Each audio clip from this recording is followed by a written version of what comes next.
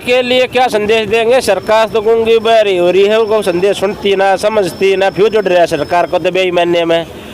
और देश को खाओ, खूब खाओ, जितनी पार्टी आई है इन्होंने खूब खाया है, जी भर के खाया है। लेकिन सबसे जो खतरनाक बात है, जो जनता की जो बात है ना, तो ये युवा पीढ़ी को खा रहे हैं, ये युवा को खा रहे हैं, युवा के भविष्य को खा रहे हैं। वो देश का भविष्य है, वो देश की संपत्ति है, देश का स्वाभिमान है, उसको खा रहे हैं। वहाँ आकर हमें पीड़ा हो रही है। ये देखिए दिल्ली सरकार का शिक्षा का रोल मॉडल, जहाँ के शिक्षक खुद ये बोलते हैं कि खाली कॉपी में लिख के 11वीं 12वीं के बच्चों को पास करना पड़ रहा है। यह 0% लेवल है। और यहाँ के शिक्षा मंत्री जो कि जेल में है, वो कहते हैं कि हमने विश्व शिक्षा को विश्व स्तर पर बना दिया है। और दिल्ली के मालिक, दिल्ली के सीएम, दिल्ली के मुख्यमंत्री केजरीवाल जी विधानसभा में गला फाड़ फाड़ के बोलते हैं कि दिल्ली के मालिक हम हैं, दिल्ली के मालिक हम हैं, हमारी चलेगी। तो चला उनकी चल रही है तो क्या क्या बेड़ा गर्क होने लग रहा है।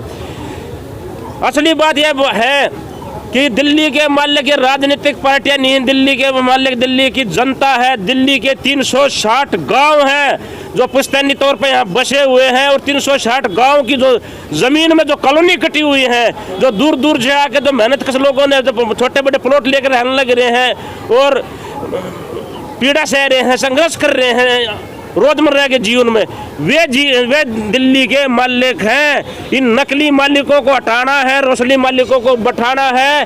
पार्टी लेस डेमोक्रेसी का एक सफल मॉडल उदाहरण दिल्ली का देश और दुनिया के सामने लाना है, जिसमें समस्त दिल्ली वासियों के आशीर्वाद की अपेक्षा करते हैं। आप आइए, दिल खोल कर हमारा सहयोग करें। हम आपको एक स्वच्छ राजनीति का बीज आरोपण करने जा रहे हैं, जिसमें न्याय नीति होगी, जिसमें सत्य नीति होगी, जिसमें स्वच्छ नीति होगी, जिसमें सर्वे नीति होगी, जो सबके भले के लिए कार्य करेगी।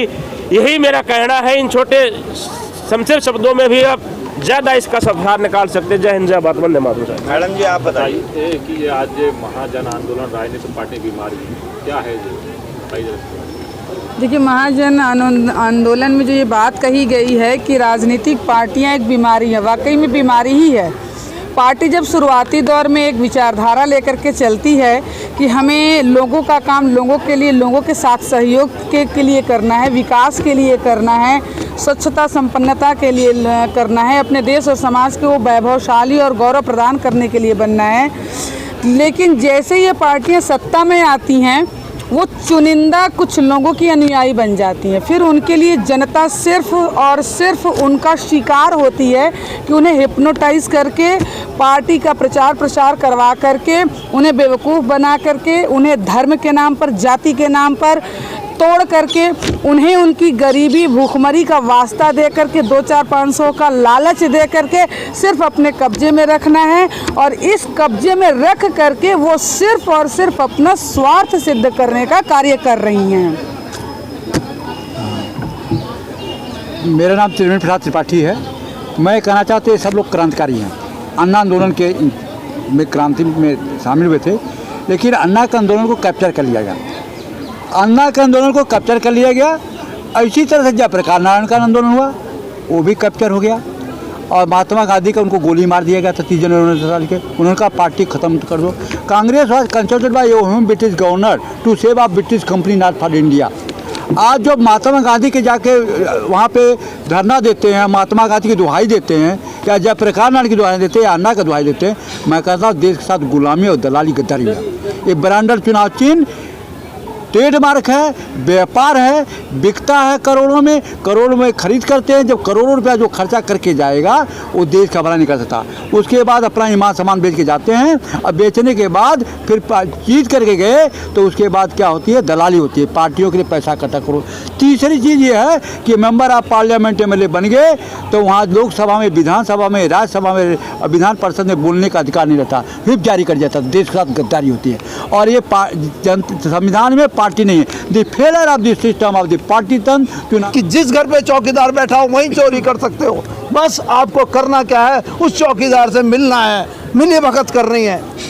लोगों ने चौकीदार से मिलना शुरू करा और चोरी करनी शुरू करी, जिसका एक जीता जागता एग्जाम्पल हमारे पड़ोस का धरना प्रदर्शन है जो हो रहा है। तो बड़ा क्लियर है कि हमें चौकीदार की या मोटा ताला लगाने की घर पे ज़रूरत नहीं है।